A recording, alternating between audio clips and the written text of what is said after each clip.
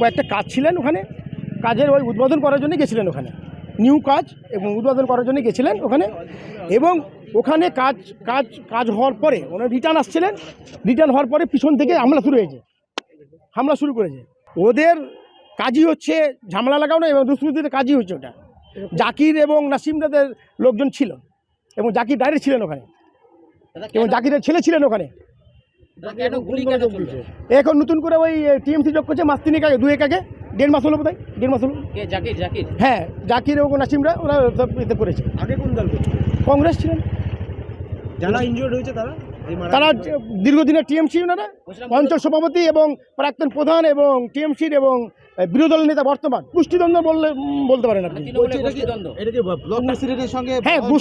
হ্যাঁ, block president এটা করে যাচ্ছে, ওনার নেতৃত্বে এটা আমি বলবো এটা হচ্ছে। নতুন করে ওরা চাইছে যে আমাদের বকুল থেকে সরিয়ে দিতে পারলে পথটা আমরা পাবো, মানে অঞ্চল সভাপতি। হ্যাঁ, এটাই একটাই জানা, কারণ যে বকুল থেকে লোকজন বেশি।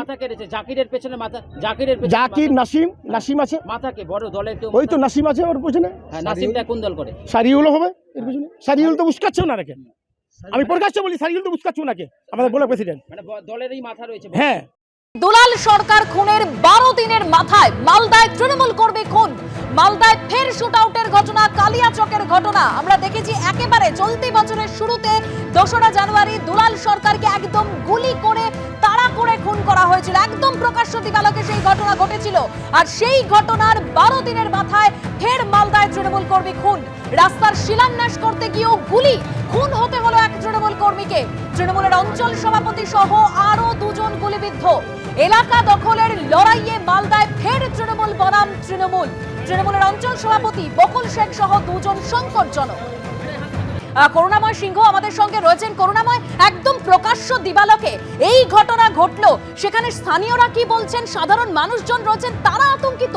দেখো, 2016 সাল থেকেই এই জাকির শেখ এবং বকুল শেখের মধ্যে বিবাদ রয়েছে। 2016 সালে বকুল শেখ তৃণমূল কংগ্রেসে যোগদান করে এবং তার কিছুদিনের মধ্যেই জাকির শেখ তৃণমূল কংগ্রেসে যোগদান করে। মূলত লড়াইটাকে নিয়ে, লড়াইটা হচ্ছে নওদা যদুপুর যে এলাকা, সেই এলাকা কার দখলে থাকবে সেই নিয়েই কিন্তু বিবাদ। এবং পঞ্চায়েতের নিয়ন্ত্রণ, নওদা যদুপুর গ্রাম পঞ্চায়েত, সেই পঞ্চায়েতের নিয়ন্ত্রণ কে করবে সেই নিয়ে বিবাদ। এবং তোমাকে বলে রাখি, মাঝপথে জাকির শেখ কিন্তু তৃণমূল কংগ্রেস ছেড়ে কংগ্রেসে ফিরে যায় এবং বকুল কিন্তু তৃণমূলেই কন্টিনিউ করছিল, এখনও অঞ্চল সভাপতি নওদা যদুপুর অঞ্চলের বকুল শেখ। এবং তোমাকে বলে রাখি, এই 2024 নভেম্বর মাসে সেখানে জেলা তৃণমূলের একাধিক নেতৃত্বের উপস্থিতিতে জাকির শেখ পুনরায় তৃণমূলে প্রত্যাবর্তন করে, তৃণমূলে ফিরে আসে।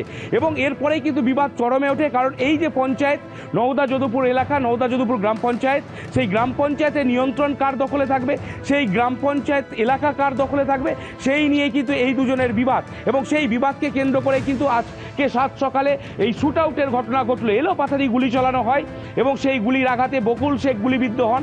একজন তৃণমূল কংগ্রেস কর্মী আতাউল হক ওরফে তোমার হচ্ছে হাসু শেখ, তার মৃত্যু হয়েছে।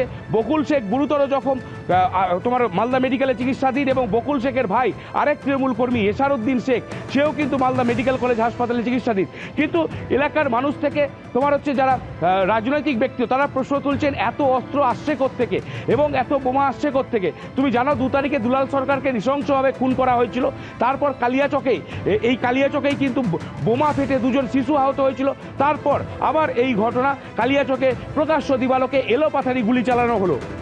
একেবারে করুণাময়, প্রকাশ্য দিবালোকে এলোপাথারি গুলি চালানো হলো। দুষ্কৃতীরা আসলো, গুলি করলো, পালিয়ে গেল। যেখানে 12 দিন আগে দুলাল সরকারকে খুনের ঘটনা ঘটলো, তারপরেও এই পরিস্থিতি। মমতা বন্দ্যোপাধ্যায় বেশ সমালোচনা করেছিল, কিন্তু তারপরেও পরিস্থিতির কোনো বদল নেই।